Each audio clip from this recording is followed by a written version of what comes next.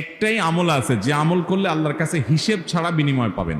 আল্লাহর কাছে হিসাব করে করে আমরা কি পার পাইতে পারবো কিয়ামতের ময়দানে? হিসাব ছাড়া যদি পার হতে চান, এরপরে প্রশ্ন হলো, আমি একজন যুবক, আমি সালাত পড়ি, বেশিরভাগ সময় অসুস্থ থাকি, আল্লাহ কেন আমাকে বেশি বিপদের মুখে ফেলেন? আমাকে কিছু আমলের কথা বললেন যাতে করে বিপদে আমি সবর করতে পারি। ভাইরা আমার, আমাদের অনেকেরই অভিযোগ যে আমি এত নামাজ কালাম পড়ি, তাও আমার এত বিপদ আসে কেন? আরেকটা আছে আমার সাথে পরিচিত, ওইটা নামাজ কালাম পড়ে না, তারপরে সে খুব সুখে শান্তি আছে। অনেক সময় এরকম হয় কি হয় না? শুধু তাই না, অনেক লোক দেখা যায় আগে বেনামাজি ছিল, বিপদ আপদ ছিল না, এখন নামাজ শুরু করছে, একটার পর একটা বিপদ, একটার পর একটা সমস্যা। হয় কি হয় না? দেখুন, নবী করিম সাল্লাল্লাহু আলাইহি ওয়াসাল্লামের একটা হাদিস আছে, আল্লাহ কাউকে ভালোবাসলে তার কিছু আলামত আছে, মার্কা আছে। আল্লাহ কাকে পছন্দ করেন, কাকে ভালোবাসেন, কিছু পছন্দ, কিছু আলামত আছে। এই আলামতেরগুলোর ভিতরে একটা আলামত হলো, ইন্নাল্লাহা ইযা আহাব্বা কওমান ইবতালাহুম। আল্লাহ যখন কাউকে ভালোবাসেন তাকে পরীক্ষায় ফেলেন। তাকে কি করেন?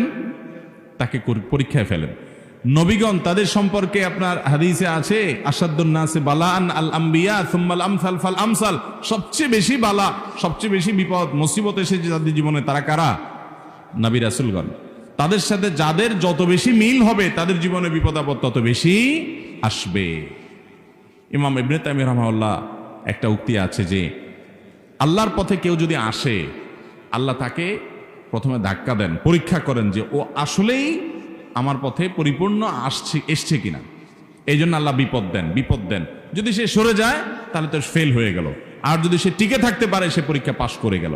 এই জন্য ভাইরা, আপনি নামাজ পড়েন, আল্লাহর পথে এসেছেন, তারপরে বিপদ আসছে, এটা আল্লাহর তরফ থেকে পরীক্ষা। এটাকে আপনি জয় করার চেষ্টা করেন, এই চ্যালেঞ্জে আপনি জেতার চেষ্টা করেন। এখন কথা হলো, এই কষ্টে আপনি সবর করবেন কিভাবে? দেখুন, একটাই আমল আছে যে আমল করলে আল্লাহর কাছে হিসেব ছাড়া বিনিময় পাবেন। আল্লাহর কাছে হিসাব করে করে আমরা কি পার পাইতে পারবো কিয়ামতের ময়দানে? হিসাব ছাড়া যদি পার হতে চান, তাহলে তার জন্য আমল হলো সবর করা। কি করা? আল্লাহ কোরআনে বলেছেন, ইন্নামা ইউওয়াফাস সাবিরুনা আজরাহুম বিগাইরি হিসাব। ধৈর্যশীল আর সবরকারীদেরকে আল্লাহ তাআলা যে দিবেন, হিসাব ছাড়া দিবেন। এই জন্য কি করতে হবে ভাই? সবর করতে হবে। সবর এমন একটা আমল যে আস-সাবরু জাযাউহু আল জান্নাহ। ধৈর্যের বিনিময়, সবরের বিনিময় হলো জান্নাত। একজন মানুষ নামাজ পড়তে কষ্ট হয়, তবুও নামাজ পড়ায়। ফজর নামাজ পড়তে আসতে কষ্ট হয়, তবুও কষ্ট করে, এর নাম সবর। একটা মানুষ টাকা হারাম উপার্জন করতে পারে, সবাই করে, সে করে না, গরিব থাকে তারপরও করে না, এই যে সবর।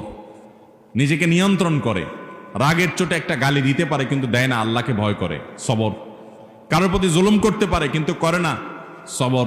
সে চাইলে খারাপ পথে যাইতে পারে কিন্তু যায় না, সবর। এই সবরের বিনিময়ে আল্লাহ তাআলা জান্নাত দিবেন। আল্লাহ আমাদের সবাইকে সবরকারী হওয়ার তৌফিক দান করুন। সবাই সবর করবো তো ইনশাআল্লাহ?